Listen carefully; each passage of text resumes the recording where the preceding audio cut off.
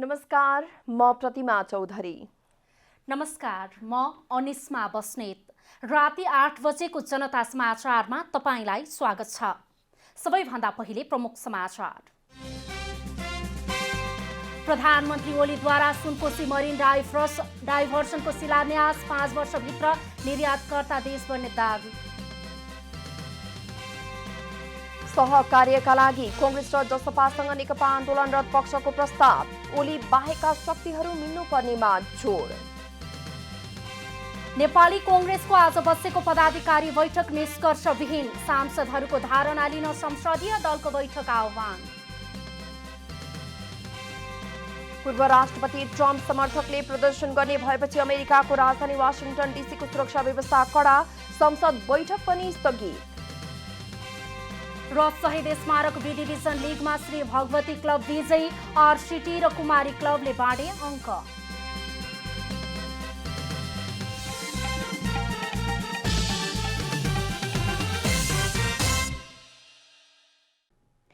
अब पूरा समाचार।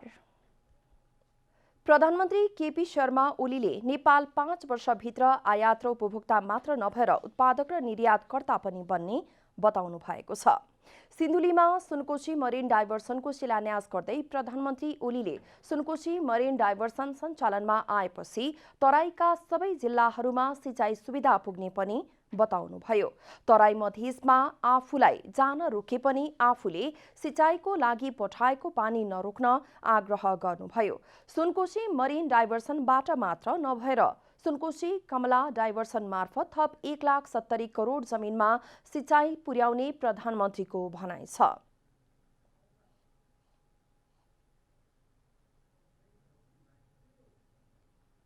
सुनकोशीको पानी डाइभर्सनपछि मरिन नदीमा मिलाउन कमलामाई नगरपालिका 2 कुसुमटार फाँटमै खसालिनेछ। डाइभर्सनले 1000 बिघासम्म सिँचाइ गर्ने, यसको क्याचमेन्ट एरिया भन्छ, सिँचाइको एरिया, यसले सिँचाइ पुर्याउने ठाउँ लगभग 1,83,000 देखि 85,000 बिघा, अर्थात् 122 हेक्टर। डाइभर्सनले विकाससँगै स्थानीय स्तरमा समृद्धि ल्याउने भन्दै कुसुमटार डाँडी कुडेलेका स्थानीयहरूमा खुसी छाएको छ। चालु वर्षमा 5 करोड रुपैयाँ बजेट विनियोजन गरिएपछि उक्त आयोजनाको डीपीआर तयार पार्ने काम थालिएको थियो। मरिन नदीबाट 42 किलोमिटर दूरीमा रहेको बागमती बाँधमा पानी पुर्याई मध्य तराईको धनुषा, महोत्तरी, सर्लाही, बारा र रौतहट जिल्लाका 1,22,000 हेक्टर जमिनमा सिँचाइ सुविधा पुर्याउने लक्ष्य लिइएको छ भने यस आयोजना आर्थिक वर्ष 2082-83 सम्ममा सम्पन्न गर्ने लक्ष्य राखिएको छ। नेपाल कम्युनिस्ट पार्टी नेकपा आन्दोलनरत पक्षका अध्यक्ष माधवकुमार नेपालले नेपाली कांग्रेस र जनता समाजवादी पार्टीसँग सहकार्य गर्न तयार रहेको बताउनु भएको छ।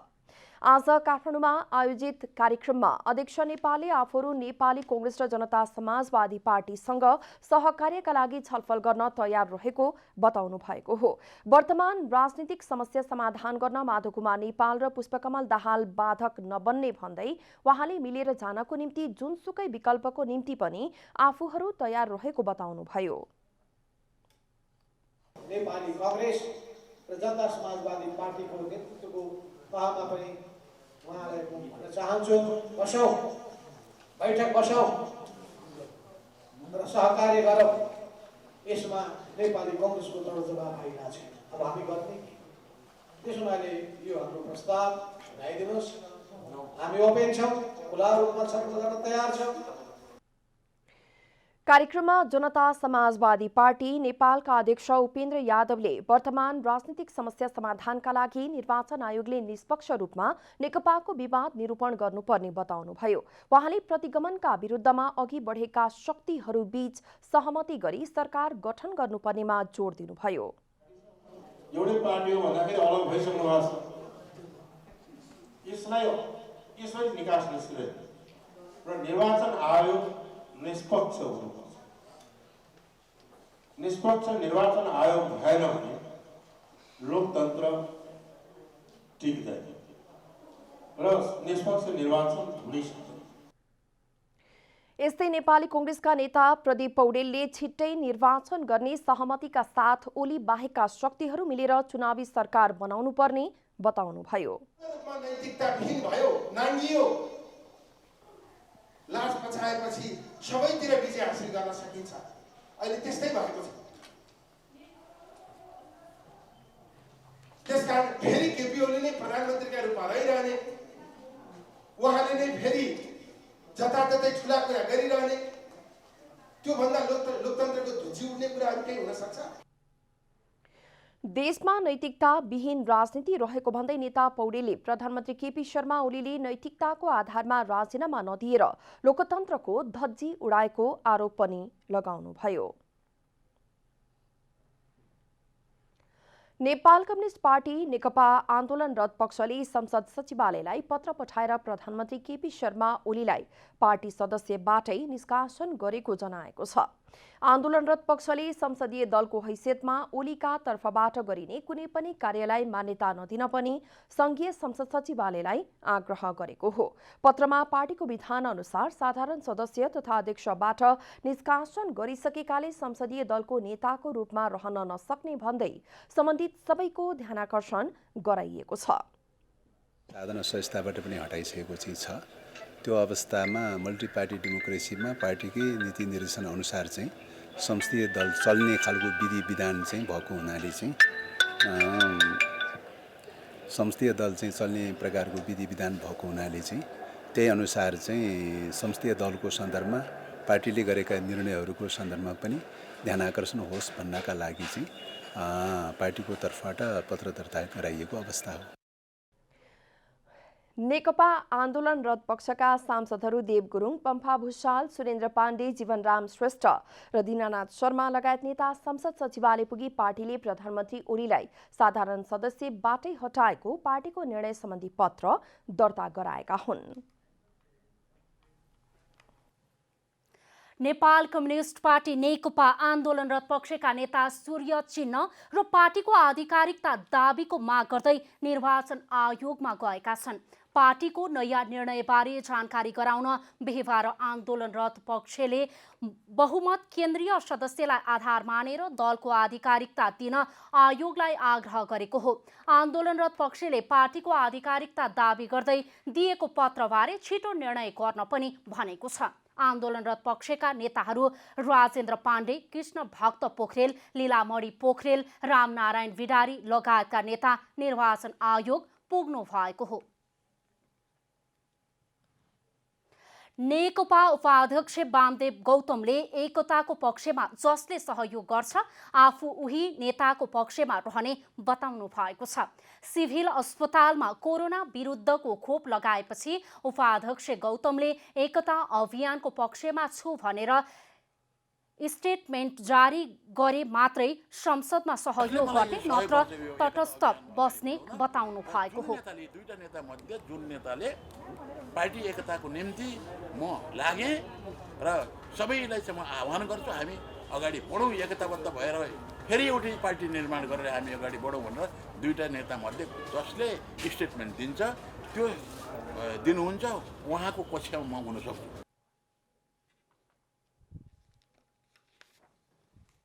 उपाध्यक्ष गौतमले नेकपा आन्दोलनरत पक्ष र सरकार पक्षका दोस्रो तहका नेताहरूलाई एकताबद्ध गरी एकता अभियान अगाडि बढाउने बताउनु भएको छ।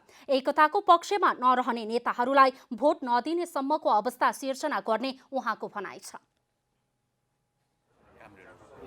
र प्रचण्डतिर रहेका सेकेन्ड जेनेरेसनका कामरेडहरूलाई एकताबद्ध गर्ने र तलबाट एउटा ठुलो पङ्क्ति चाहिँ तयार गर्ने एकताको पक्षमा र जुन नेता एकताको पक्षमा हुनुहुन्न उहाँलाई भोट नदिने यो अभियान अब हामीले चलाउँदैछौँ।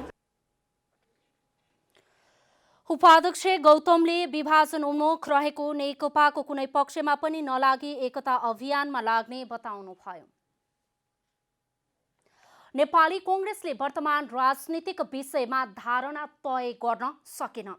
पार्टी सभापति शेरबहादुर देउवा निवास बुढा नीलकण्ठमा बसेको पदाधिकारी बैठकले निकासका विभिन्न पक्षमा छलफल गरे पनि साझा धारणा बनाउन नसकेको हो। कङ्ग्रेसभित्र पुनर्स्थापित प्रतिनिधि सभालाई कसरी उपयोग गर्ने भन्ने विषयमा पार्टी सभापति देउवा पक्ष र वरिष्ठ नेता रामचन्द्र पौडेल बीच फरक मत रहँदै आएको छ। सभापति, महामन्त्री लगायतका पदाधिकारीहरू कङ्ग्रेस पक्ष निर्णायक हुने गरी परिवर्तित अवस्थाको उपयोग गर्ने पक्षमा छ भने रामचन्द्र पौडेल पक्ष सत्तारूढ नेकपाको ओली पक्ष बाहेकको शक्तिसँग मिलेर राजनैतिक निकास दिनुपर्ने भन्ने पक्षमा देखिएको छ। पदाधिकारी बैठकको अनिर्णयसँगै कङ्ग्रेसले राजनीतिक निकासका लागि सांसदहरूको धारणा लिने भएको छ। प्रधानमन्त्री पदले नेपाली कांग्रेस पार्टीको ढोका ढकढकाइरहेको छ, तर नेपाली कांग्रेस पार्टीले ढोका खोलेर त्यो प्रधानमन्त्री पदलाई ग्रहण गरिसकेको अवस्था छैन। हामी संयमतापूर्वक झ्यालबाट हेरिरहेका छौँ यो प्रस्तावमा हामीले कुन रूपमा हाम्रो प्रस्तुति राख्नु ठिक हुन्छ भन्ने सन्दर्भमा।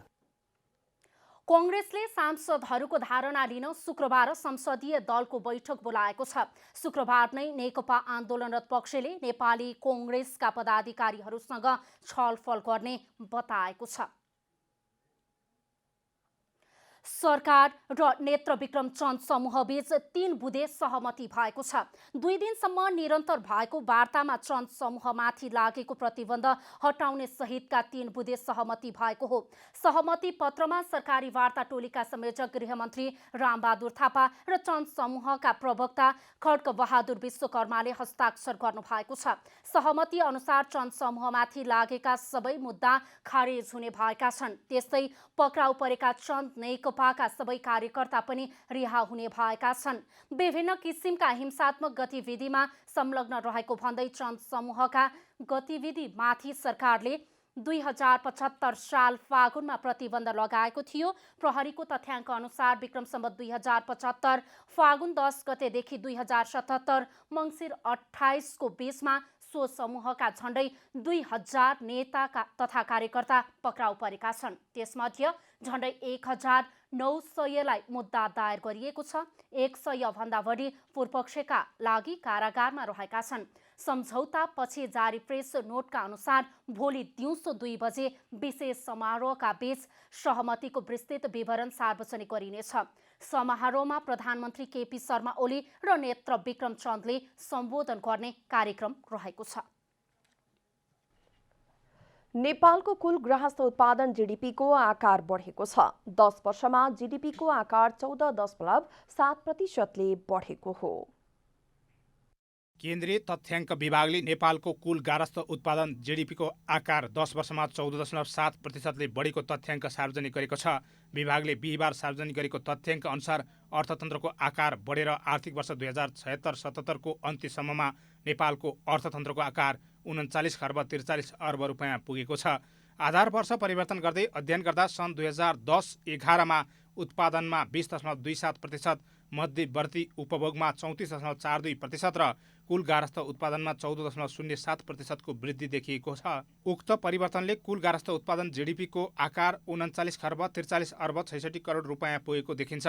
यस्तै मध्यवर्ती उपभोग र उत्पादनको अनुपात सन् 2000 र 2001 को आधार वर्ष अनुसार 37.1% रहेकोमा परिवर्तित आधार वर्ष अनुसार अनुपात 41.82% रहेको छ।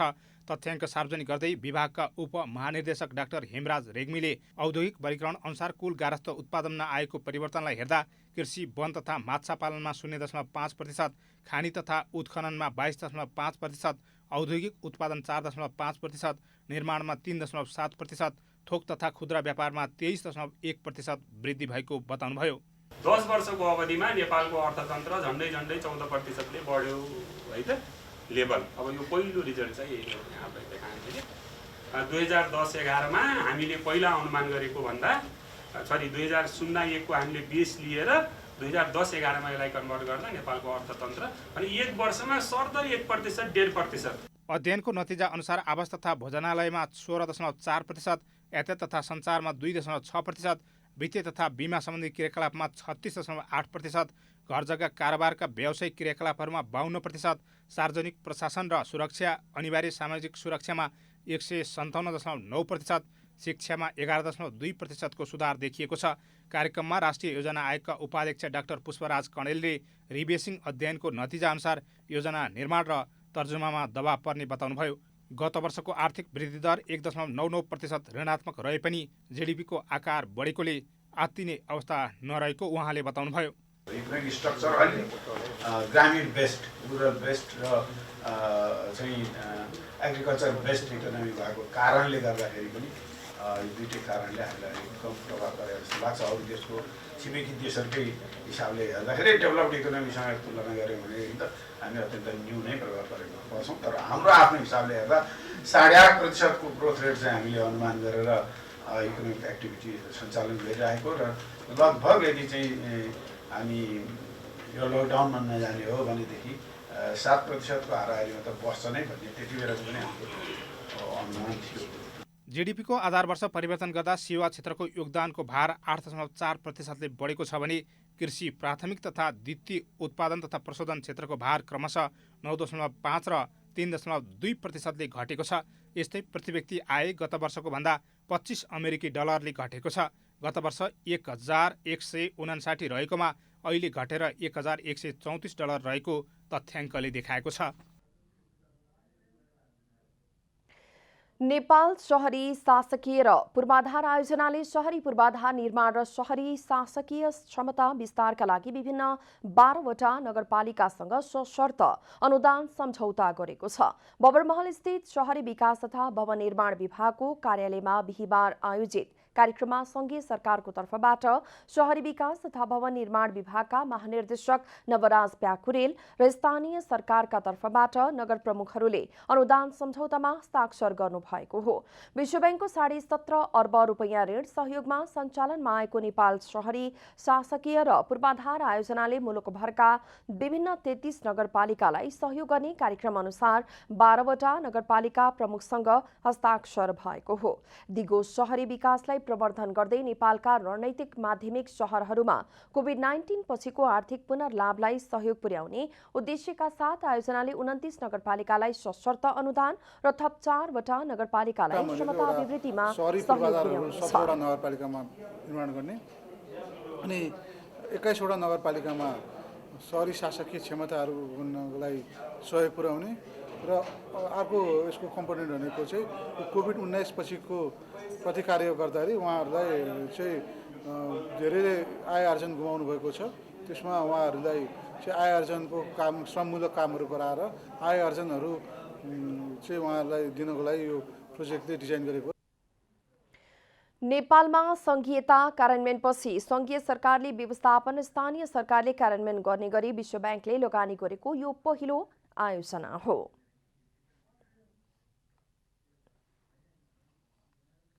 कृषि तथा पशुपक्षी विकास मन्त्री पद्मा कुमारी अर्यालले रासायनिक मलको समस्या सधैँका लागि अन्त्य भएको बताउनु भएको छ। आज मन्त्रालयमा पत्रकार सम्मेलन गर्दै मन्त्री अर्यालले मलको अभावमा किसानहरूलाई परेको समस्या सधैँका लागि अन्त्य भएको दावी गर्नुभयो।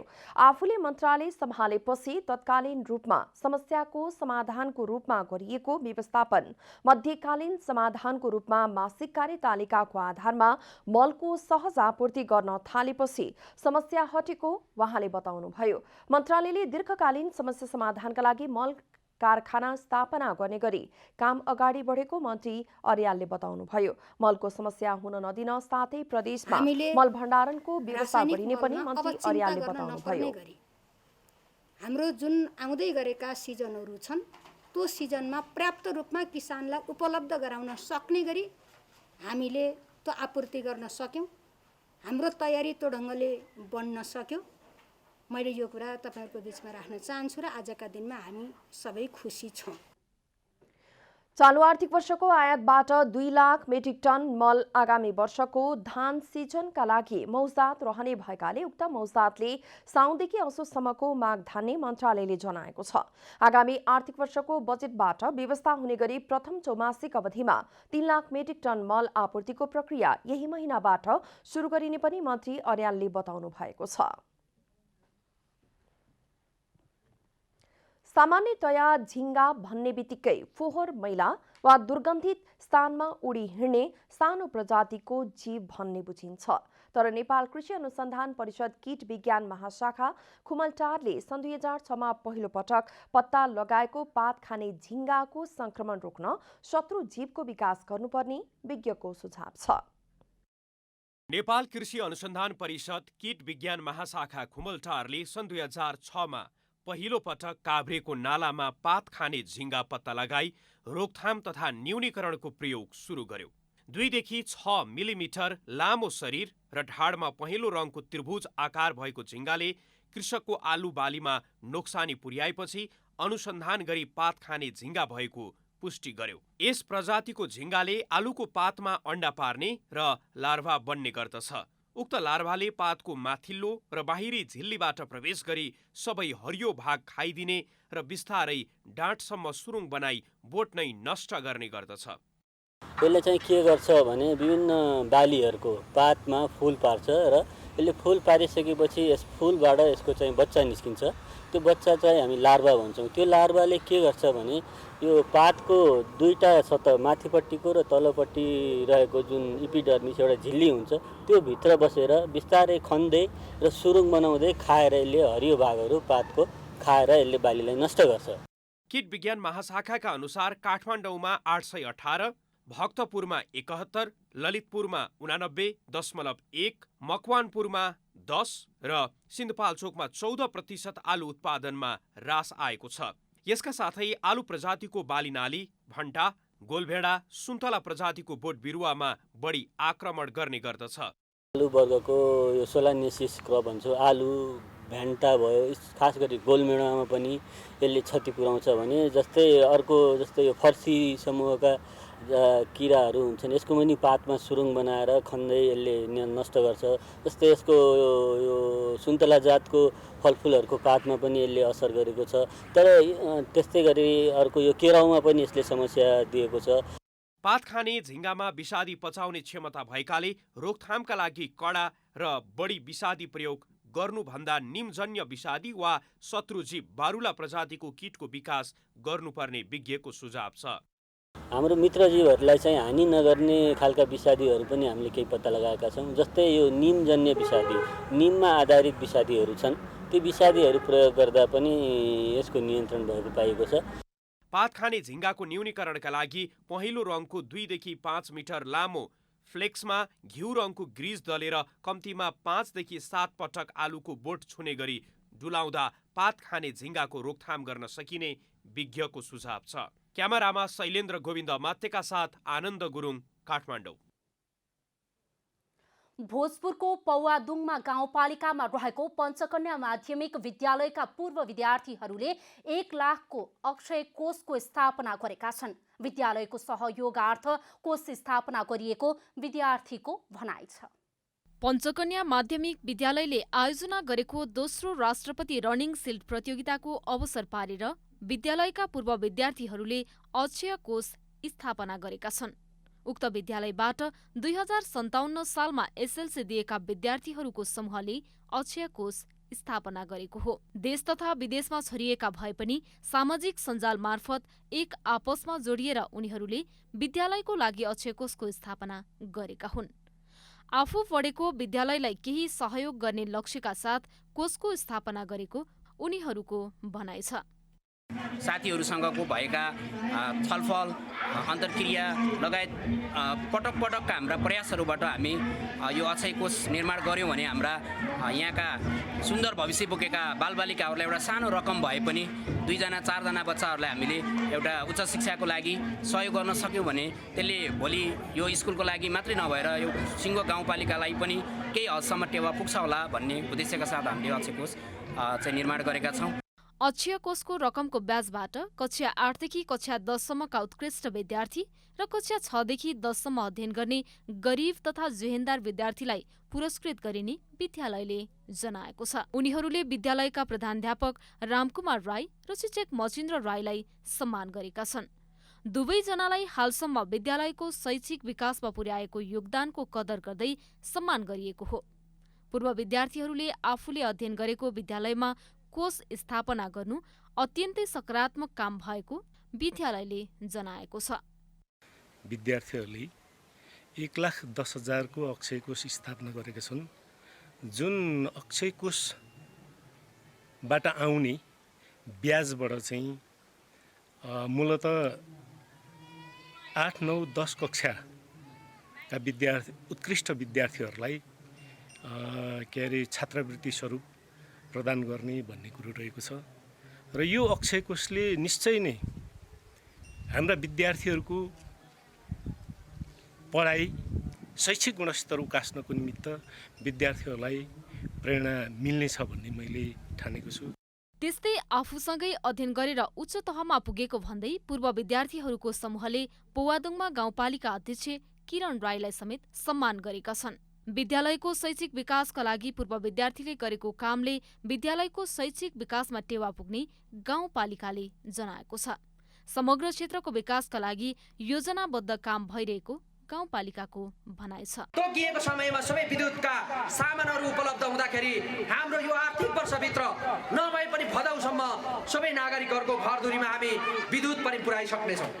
प्रदेश सरकार र सङ्घ सरकारसँग पनि हामी रुई कराई गरेका छौँ, हामीले भिख मागिरहेका छौँ। भिख यो किन मागेको भन्दाखेरि पौवादुङमा गाउँपालिकाको नागरिकहरूलाई पिउने पानीको सेवा प्रवाह गर्न, विद्युतीकरणको सेवा प्रवाह गर्न, धुले बाटो भए पनि नागरिकहरूलाई सेवा प्रवाह गर्न, शिक्षाको सामान्यतया त यस्ता खालका विद्यालयहरू भए पनि निर्माण गरेर सेवा प्रवाह गर्न, यस्ता धेरै काम गर्नको लागि हामीले मागेको छौँ। विद्यार्थीहरूले दुर्घटनामा परेर घाइते भएका हिलेभन्ज्याङका राजन राईलाई रु 25,000 आर्थिक सहयोग गरेका छन्।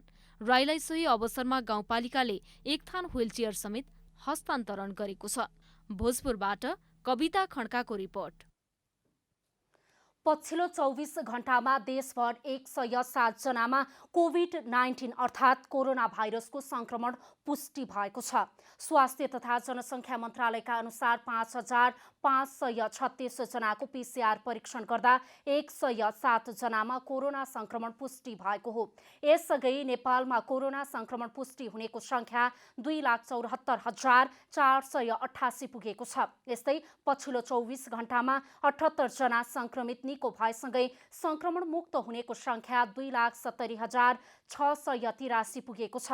संक्रमित मध्ये 3,010 जनाको मृत्यु भएको छ भने देशभर 795 जना सक्रिय संक्रमित रहेको मन्त्रालयले जानकारी दिएको छ।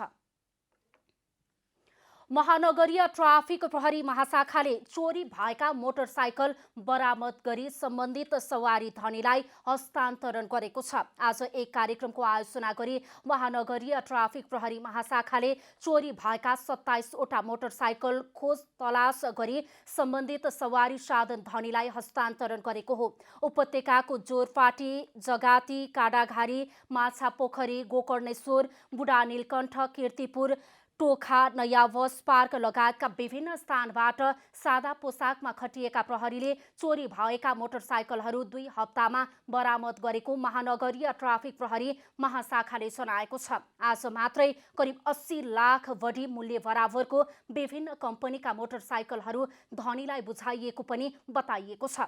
सवारी धनीले जहाँ त्यहीँ पार्किङ नगर्ने तथा जहाँ त्यहीँ सवारी साधन नछोड्न ध्यान दिए चोरी कम हुने महाशाखाको मोटरसाइकललाई सुरक्षित ठाउँमा मात्रै पार्किङ गर्ने, आफ्नो मोटरसाइकलमा लकहरूको व्यवस्था गर्ने, मोटरसाइकल राखेको ठाउँ सुरक्षित छ कि छैन हेर्ने, यी चाहिँ नै सवारी धनीको तर्फबाट पनि गर्नु पर्यो।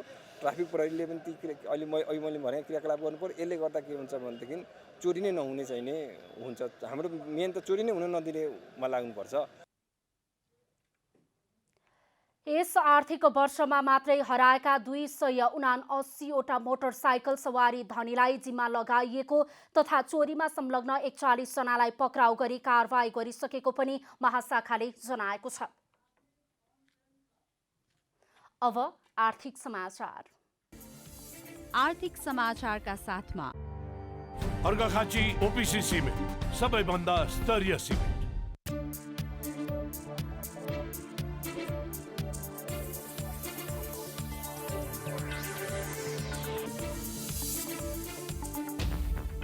सार्वजनिक निजी साझेदारीमा कार्यान्वयन भइरहेको 900 मेगावाट क्षमताको अरुण 3 जलविद्युत परियोजना निर्माणको करिब 40% काम सम्पन्न भएको छ। सङ्खुवासभाको मकालु र चिचिला गाउँपालिका स्थित रहेको परियोजनाको 40% काम सम्पन्न भएको नेपाल लगानी बोर्डले जानकारी दिएको छ। लगानी बोर्डको पहलमा नेपाल सरकारका उच्च अधिकारीहरू, परियोजना विकासकर्ता कम्पनीका पदाधिकारी तथा चिचिला गाउँपालिका र मकालु गाउँपालिकाका अध्यक्ष लगायत स्थानीय जनप्रतिनिधि, स्थानीय प्रशासन सहितको टोलीले स्थलगत अवलोकन गरी उक्त जानकारी दिएको हो। टोलीले निर्माण स्थल तथा चिचिला गाउँपालिका स्थित दिदिङको विद्युत गृह निर्माण कार्यको पनि अवलोकन गरेको छ। परियोजना विकासकर्ता कम्पनीले निर्धारित समयभन्दा करिब 1.5 वर्ष अगावै परियोजना निर्माण सम्पन्न गर्ने जानकारी दिएको छ।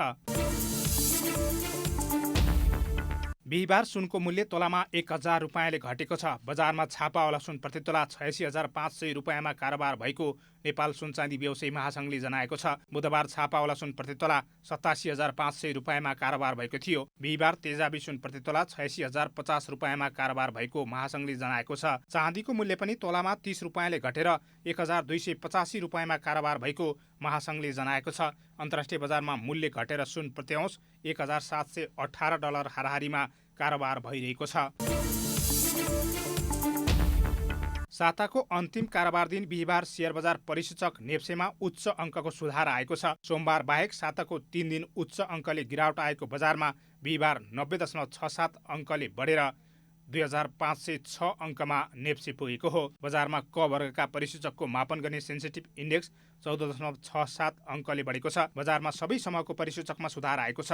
बजारमा 206 कम्पनीका 1,66,22,763 किता सेयर 65,174 पटक खरिद बिक्री हुँदा 6,05,81,00,000 रुपियाँ बराबरको कारोबार भएको छ।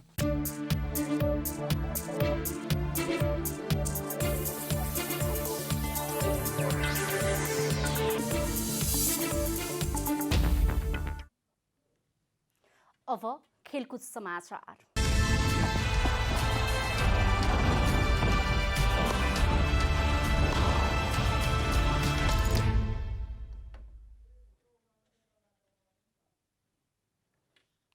शहीद स्मारक बी डिभिजन लिग फुटबलमा रानी पोखरी कर्नर टिम आरसिटी बराबरीमा रोकिएको छ।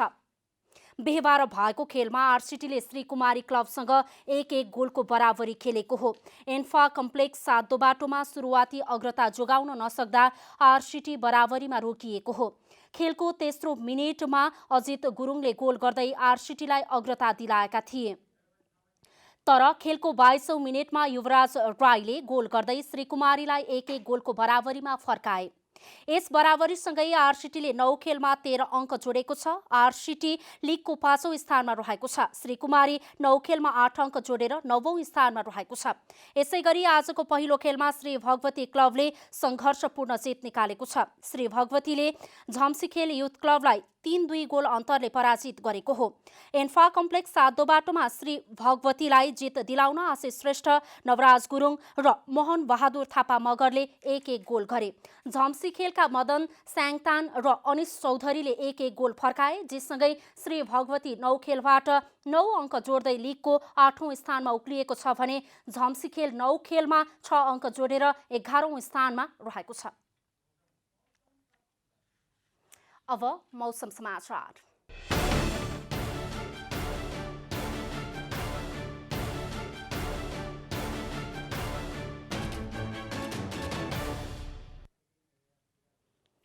आज दिनभर पहाडी भूभागहरूमा मौसम आंशिकदेखि सामान्यतया बदली रह्यो भने बाँकी भूभागहरूमा मौसम सामान्यतया सफा रह्यो। आज राति पनि पहाडी भूभागहरूमा मौसम आंशिकदेखि सामान्यतया बदली रहे, बाँकी भूभागहरूमा मौसम सफा रहने र हिमाली भूभागको केही स्थानमा वर्षा भई हल्का हिमपातको सम्भावना रहेको जल तथा मौसम पूर्वानुमान महाशाखाले जनाएको छ। अब देशभरका विभिन्न स्थानको मौसम सम्बन्धी थप विवरण।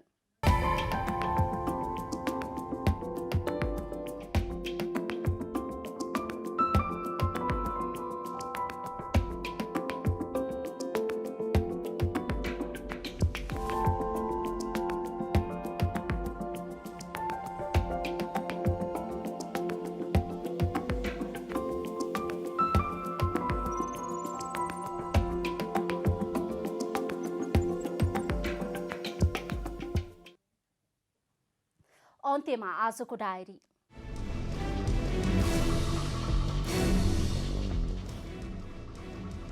प्रधानमन्त्री केपी शर्मा ओलीले नेपाल 5 वर्षभित्र आयात र उपभोक्ता मात्र नभएर उत्पादक र निर्यातकर्ता पनि बन्ने बताउनु भएको छ। सिन्धुलीमा सुनकोशी मरिन डाइभर्सनको शिलान्यास गर्दै प्रधानमन्त्री ओलीले सुनकोशी मरिन डाइभर्सन सञ्चालनमा आएपछि तराईका सबै जिल्लामा सिँचाइ सुविधा पुग्ने पनि बताउनुभयो। नेपाली कांग्रेसले वर्तमान राजनीतिक विषयमा धारणा तय गर्न सकेन। पार्टी सभापति शेरबहादुर देउवा निवासबुढा नीलकण्ठमा बसेको पदाधिकारी बैठकले निकासका विभिन्न पक्षमा छलफल गरे पनि साझा धारणा बनाउन नसकेको हो। कांग्रेसभित्र पुनर्स्थापित प्रतिनिधि सभालाई कसरी उपयोग गर्ने भन्ने विषयमा पार्टी सभापति देउवा पक्ष र वरिष्ठ नेता रामचन्द्र पौडेल बीच फरक मत रहँदै आएको छ। नेपाल कम्युनिस्ट पार्टी नेकपा आन्दोलनरत पक्षका अध्यक्ष माधव कुमार नेपालले नेपाली कांग्रेस र जनता समाजवादी पार्टीसँग सहकार्य गर्न तयार रहेको बताउनु भएको छ। वर्तमान राजनीतिक समस्या समाधान गर्न माधव कुमार नेपाल र पुष्पकमल दाहाल बाधक नबन्ने भन्दै उहाँले मिलेर जानको निम्ति जुनसुकै विकल्पको लागि पनि आफूहरू तयार रहेको बताउनुभयो। म्यानमारमा सैनिक कुका विरुद्ध बुधबार भएको प्रदर्शनमा सुरक्षाकर्मीले चलाएको गोली लागि मारिएकी 19 वर्षीय युवतीको आज अन्त्येष्टि गरिएको छ।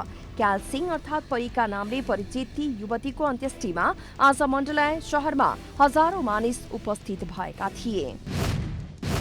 शहीद स्मारक बी डिभिजन लीग फुटबलमा श्री भगवती क्लबले संघर्षपूर्ण जित निकालेको छ। आज भएको खेलमा श्री भगवतीले झम्सीखेल युथ क्लबलाई 3-2 गोल अन्तरले पराजित गरेको हो। जितसँगै श्री भगवती 9 खेलबाट 9 अङ्क जोड्दै लीगको 8औं स्थानमा उक्लिएको छ भने झम्सीखेल 9 खेलमा 6 अङ्क जोड्दै 11औं स्थानमा छ।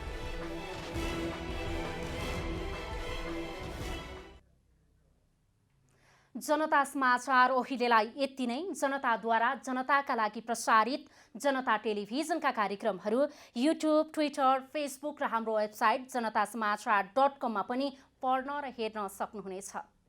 सूचनामा तपाईको सहभागिता, समयमा समाचार हाम्रो प्रतिबद्धता। कोरोना भाइरसको संक्रमणबाट बस्न नियमित रूपमा साबुन पानीले मिचिमिची हात धौं, भिडभाडबाट टाढै रहौं। नमस्कार।